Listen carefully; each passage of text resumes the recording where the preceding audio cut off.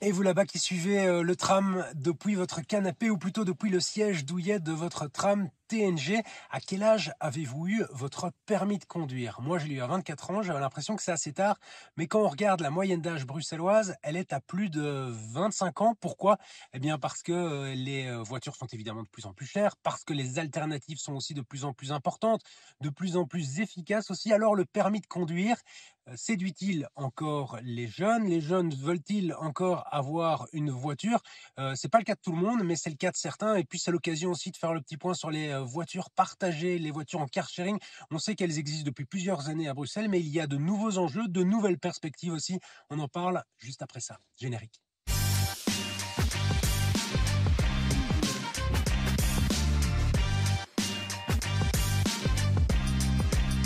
Bonsoir à toutes, bonsoir à tous, bienvenue dans le tram, très heureux de vous retrouver. À quel âge avez-vous passé votre permis? Eh bien la moyenne des Bruxellois, c'est, roulement de tambour, 25 ans.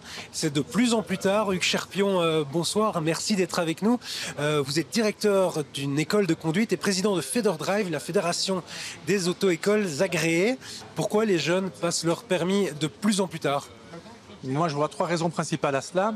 La première raison, les durées des études. Beaucoup de jeunes étudiants terminent vers 23, 24 ans, donc ça correspond aux 25 ans dont vous parlez quand on a la période d'apprentissage.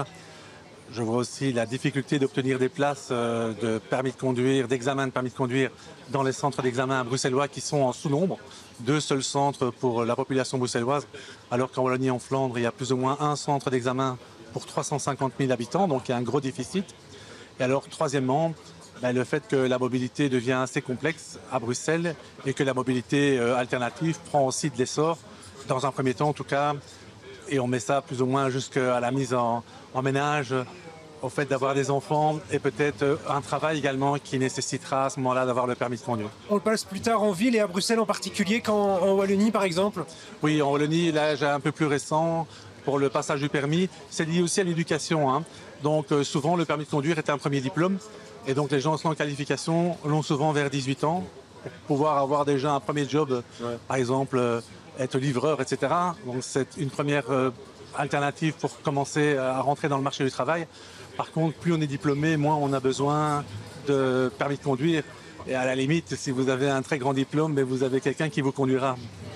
Est-ce que les jeunes veulent encore le passer, le permis de conduire? On sait que les voitures sont chères et comme vous le disiez, la mobilité à Bruxelles se complexifie, il y a de plus en plus d'alternatives. Est-ce que les jeunes bruxellois le veulent encore? C'est encore un Graal?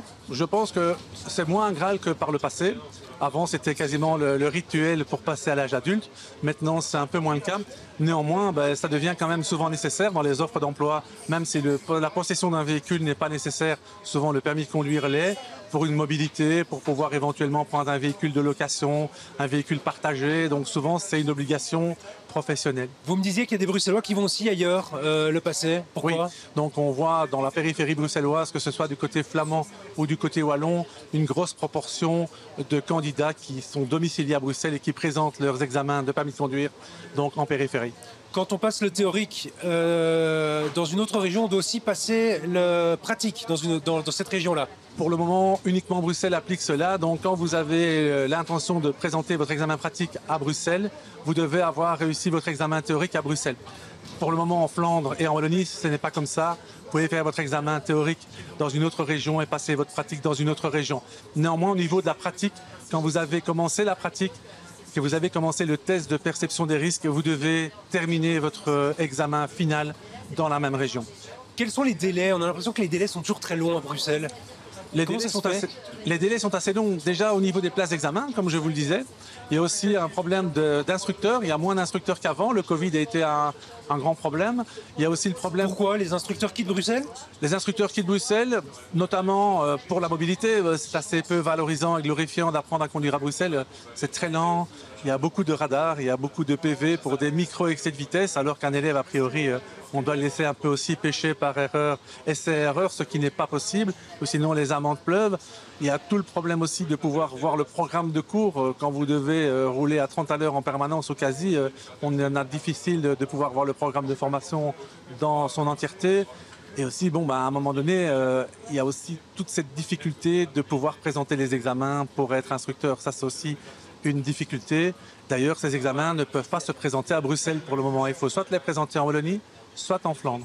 Quand on parle d'auto-école à Bruxelles, c'est assez souvent négatif. C'est par rapport à certaines qui font faillite dans des conditions parfois un peu douteuses. Comment ça se fait? Il y a un problème avec les auto-écoles à Bruxelles en particulier? Pas spécialement à Bruxelles, mais bon, les auto-écoles bruxelloises sont assez nombreuses, surtout depuis la libéralisation. Il y a une explosion du nombre d'écoles de conduite, pas toujours dirigées de manière très, on va dire sereine, parlons simplement. Nous avons aussi constaté que le service d'inspection à Bruxelles était très pointilleux. Il doit l'être. Ils sont 2 inspecteurs pour Bruxelles, alors qu'en Wallonie, ils sont 2 aussi pour toute la Wallonie. Donc on voit déjà qu'il y a une plus grande possibilité de contrôle à Bruxelles. Les sanctions tombent aussi. Alors il y a des écoles qui font faillite, ça c'est partout, mais quand même c'est assez rare. Par contre, des écoles qui perdent leur agrément, qui ont leur agrément retiré, mais ça c'est arrivé ces 2 dernières années, c'est arrivé quelquefois effectivement à Bruxelles. Quel conseil vous donneriez si je souhaite m'inscrire dans une auto-école pour passer mon permis? Il y a tellement de choix. Là, j'ai fait une recherche sur Google pour préparer cette émission. J'ai tapé auto-école.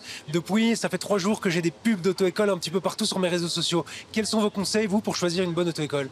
Déjà, si vous êtes sur les réseaux sociaux, essayez d'éviter tout ce qui est fraude. On va vous proposer de vous vendre le permis de conduire de la catégorie que vous souhaitez. Évidemment, il ne faut pas faire suite, ce sont des arnaques, on essaie de les dénoncer un maximum. Ensuite, vous avez 2 possibilités. Soit vous faites la filière libre, qui existe évidemment, les écoles de conduite aussi. Moi, je vous conseillerais de vous renseigner bien, d'aller voir la liste des écoles de conduite agréées qui se trouve sur le site du SPRB, donc Service Public Mobilité Bruxellois, où vous avez la liste nominative des écoles qui sont agréées, de bien vérifier tous les documents qu'on vous donne, qu'il y a bien un numéro à 4 chiffres qui commence par un 2, c'est absolument nécessaire. Et donc, faites aussi confiance aux expériences passées d'autres élèves. On n'appelle pas des clients, on appelle des élèves qui vont dans les écoles de conduite. L'idéal aussi, c'est évidemment de pas attendre la dernière minute. On sait que le permis provisoire dure 3 ans. On a trop souvent des gens qui décident de le passer quand ils se rendent compte qu'ils sont arrivés à 34-35 mois. Oui, effectivement. Donc, le permis provisoire en filière libre, c'est 36 mois. Donc c'est 3 ans, effectivement, c'est très long. Donc avant d'entamer ce type de demande de permis de conduire, déjà connaître les guides qui vont vous accompagner, leur disponibilité, la disposition d'un véhicule, etc. Parce que souvent les gens vont prendre Pierre, Paul ou Jacques comme guide et finalement n'ont pas d'objectif d'apprentissage derrière. C'est simplement pour avoir un permis provisoire. Et là est l'erreur. Et quand vous voyez qu'après 1 an, ou 12 mois, 13 mois, 14 mois, ça n'avance pas, il faut prendre le taureau par les cornes, vous faire assister par une école de conduite, c'est possible à la carte, ou alors tout simplement également peut-être de changer de formule, c'est possible, mais il faut vous renseigner. Les bureaux des écoles de conduite sont les mieux à même, je pense, de vous renseigner. Merci Hugues Cherpion. Et si comme un ménage bruxellois sur 2, vous n'avez pas de voiture, il existe des alternatives, notamment les voitures partagées. Alors, c'est pas une grande nouvelle, mais ça fait déjà quelques années qu'elles sont à Bruxelles. L'occasion justement de voir quelles sont leurs perspectives et leurs enjeux pour l'avenir. Quels enjeux, quelles perspectives pour les voitures partagées? Pierre de Scaton, bonsoir. Vous êtes directeur marketing chez Poppy. Vous êtes à Bruxelles depuis longtemps, Poppy? Ça fait environ 5-6 ans qu'on y est. 5-6 ans. Ce sont les anciennes Zipcar, hein, si je me souviens bien, c'est ça? On était lancé à Anvers sous la marque Poppy et quand Zipcar a décidé de partir, on a racheté le fonds de commerce de Zipcar pour se lancer à Bruxelles. L'idée de départ, c'est quoi? C'est de rationaliser l'utilisation de la voiture. Exactement. Aujourd'hui, les voitures sont à l'arrêt environ 95-96% du temps. Ça prend de l'espace en ville, c'est des ressources en termes de matières premières, etc. qui ne servent strictement à rien, qui sont improductives. Et pour nous, l'idée, c'est de mettre en valeur ce véhicule qui doit bouger le plus possible. Donc une voiture partagée, c'est la meilleure façon de faire bouger ce véhicule une grosse partie de la journée. Il y a du car sharing, les voitures qu'on a l'habitude de voir en libre service à Bruxelles, mais il y a aussi d'autres services que vous proposez. Voilà, aujourd'hui, on essaie vraiment d'offrir ce qu'on appelle Car as a Service, voiture en tant que service. C'est sans devoir acheter une voiture, on va offrir une panoplie de services. Ça va du taxi au car sharing qui est plutôt pour quelques minutes à quelques jours, à la location de voiture jusqu'à plusieurs semaines, et on va même jusqu'au short lease, donc c'est plusieurs mois à partir de 1 mois, on peut prendre des contrats de leasing chez Poppy. Ça s'inscrit un petit peu dans la volonté d'Eaterun dont vous faites partie, justement, de découvrir et de mettre en place tout un écosystème autour de la voiture et de la mobilité. Exactement. Vraiment, la mobilité comme un service. Quelles sont l'évolution de vos usagers? On se doute qu'il y a pas mal de jeunes. Alors, historiquement, c'est un service clairement qui parle plus aux jeunes, parce que les jeunes ont souvent moins de moyens pour s'acheter une voiture, et plus l'habitude de se déplacer, en tout cas de faire appel à leur téléphone mobile pour accéder à leur mobilité, etc. Mais on voit ces dernières années que ça commence à se démocratiser de plus en plus vers les personnes plus âgées, et en particulier ces dernières années, des jeunes pensionnés qui font appel qui n'ont plus accès à leur voiture de société, qui n'ont pas nécessairement envie de racheter une voiture personnelle et qui font appel à nos services pour continuer à se déplacer. Moi, je suis un jeune papa, j'ai des enfants qui sont petits. Le problème, c'est que je ne sais pas mettre les enfants parce que j'ai pas de siège auto. C'est un enjeu, ça, pour les voitures de car sharing. C'est un enjeu. C'est sûr qu'on a énormément de jeunes parents qui ont la même problématique. Aujourd'hui, la seule solution que ces parents ont trouvée, c'est des sièges auto qui sont assez facilement portables. Mais à terme, au plus on a de densité, au plus on a d'offres, au plus on va pouvoir regarder pour développer des offres où nous-mêmes, on vient offrir des sièges auto dans certaines voitures de notre offre. Quels sont les services que vous pouvez vous envisager de développer à l'avenir? Vous m'avez parlé de tente de toit. Vous avez fait notamment un projet de test. Voilà, Est-ce que c'est quelque chose qui est concluant, qu'on verra à l'avenir à Bruxelles? Et comme j'expliquais, on part vraiment du car sharing, donc qui est vraiment une utilisation de quelques kilomètres à quelques jours.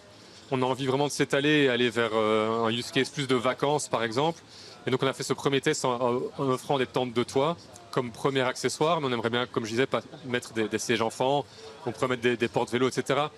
On est vraiment au niveau du test aujourd'hui avec des très très petits volumes, mais c'est une façon d'avoir déjà une première discussion avec nos utilisateurs, avoir des retours sur cette offre. Il y a quelques jours, votre concurrent Miles a annoncé qu'il quittait Bruxelles parce qu'il y avait des problématiques de vandalisme. Vous avez déjà quitté Liège pour cette thématique aussi. C'est ce que vous constatez à Bruxelles? Il y a beaucoup de vandalisme avec vos voitures? C'est une problématique en Belgique en général, à Liège et Bruxelles en particulier. La grande différence, l'avantage de Bruxelles, c'est que c'est un marché tellement grand, tellement porteur que cette part de vandalisme est absorbée par le volume énorme que représente ce marché. C'est quel type de vandalisme? C'est du vandalisme d'autres usagers de la route ou de vos utilisateurs? Non, en quelque sorte principalement le vrai problème qui pèse vraiment sur nos chiffres, c'est les utilisateurs. C'est le petit vandalisme, hein. C'est laisser traîner des crasses dans la voiture, c'est faire des petits accidents, c'est mal garer sa voiture. C'est plus un manque de civisme que vraiment du vandalisme pur et dur. Et c'est rapidement un cercle vicieux pour les autres utilisateurs, évidemment, qui ont une mauvaise expérience. Je suppose que c'est vous constatez. C'est une boule de neige, hein. Ça va très très vite. Si vous arrivez dans une voiture qui est sale, qui sent la cigarette, vous n'allez pas vous retenir de vous-même laisser vos crasses et fumer dedans, alors que peut-être que vous, de base, vous avez plus de respect pour ce véhicule que d'autres. Mais voilà, c'est quelque chose qu'il faut vraiment contrôler et suivre de très très près pour éviter que ça déraille. Comment lutter contre ce phénomène? Est-ce qu'il y a des choses à mettre en place? Nous, on a mis énormément de choses en place. C'est ce qui nous permet aujourd'hui d'être encore là où d'autres concurrents, beaucoup de concurrents se sont cassés les dents sur le marché belge. C'est vraiment en fait faire remonter de l'information aussi bien du véhicule que de notre communauté. Et ça permet d'identifier en fait les personnes qui manquent de respect par rapport à notre flotte de voitures. Et on va avoir des mesures comme d'abord de la communication très amicale, mais on peut monter comment dire, si c'est nécessaire, on peut commencer à donner des amendes ou même bloquer l'accès aux services dans des cas extrêmes. Est-ce qu'il y a des zones, on sait que vous fonctionnez par zone, est-ce qu'il y a des zones qui sont plus problématiques que d'autres à Bruxelles? Des zones pour lesquelles vous pourriez supprimer vos véhicules, comme ça a été le cas par exemple pour des opérateurs de trottinettes? Non, on pourrait dire que les zones où il y a la nightlife, comme on dit, hein, il y a beaucoup de sorties, il y a sans doute plus de problèmes parce que des gens auront plus tendance à prendre une voiture alors qu'ils ont bu, à fumer dans la voiture parce que voilà, donc c'est vraiment quelque chose sur lequel on travaille. Aujourd'hui, c'est pourquoi on est en train de lancer aussi une offre de taxi pour justement répondre à cette question. Beaucoup de gens se rendent en soirée en voiture partagée. On aimerait bien qu'ils rentrent chez eux en taxi plutôt qu'en voiture partagée. Pierre, il y a un sujet que j'aimerais bien évoquer, c'est celui des voitures télécommandées. Vous avez lancé un projet de voiture télécommandée au port d'Anvers. Expliquez-moi en quelques mots en quoi il s'agit. Alors dans les zones qui sont moins denses en termes de demande, on aimerait quand même pouvoir les desservir. Aujourd'hui, avec un système de free float comme on l'a, donc où les voitures sont en libre service, il n'y a pas de station, c'est très très difficile d'être rentable sur une zone avec peu de demande. en amenant la voiture vers le client comme un taxi se déplace vers son client, eh bien, on peut desservir avec une voiture une énorme zone et augmenter petit à petit le nombre de voitures. Comment ça fonctionne très concrètement? Ça veut dire qu'il y a quelqu'un, qui est un conducteur qui est depuis les bureaux de Poppy, par exemple, en train d'amener une voiture à un endroit. C'est notre partenaire Hush qui fait partie de l'écosystème d'Itoron qui opère ça. On va lui donner une mission, on va lui dire il y a une voiture qui est là, elle doit se rendre là. Et cette personne qui est dans son bureau va conduire la voiture à distance. Il a des écrans, il a des capteurs partout sur la voiture. Ce n'est pas une voiture autonome, c'est une voiture qui est conduite à distance. C'est quelque chose qu'on pourrait voir à moyen terme arriver à Bruxelles? On aimerait beaucoup. Ça va vraiment dépendre des autorités, la régulation qui doit s'adapter. Et les contacts sont bons justement pour mettre en place ce genre de service à Bruxelles? Pour l'instant, les relations sont très bonnes. Je ne vous cache pas que ça va plus rapidement en Flandre qu'à Bruxelles. Donc si les autorités bruxelloises sont intéressées, on se ferait un grand plaisir de discuter avec elles. Eh ben moi je me ferai un grand plaisir de suivre ça dans les prochains mois, dans les prochaines années. Merci Pierre. On vous reçoit évidemment chaque fois avec plaisir. Merci à vous toutes, à vous tous de nous avoir suivis. On se retrouve évidemment la semaine prochaine, même heure, même tram. Excellente soirée.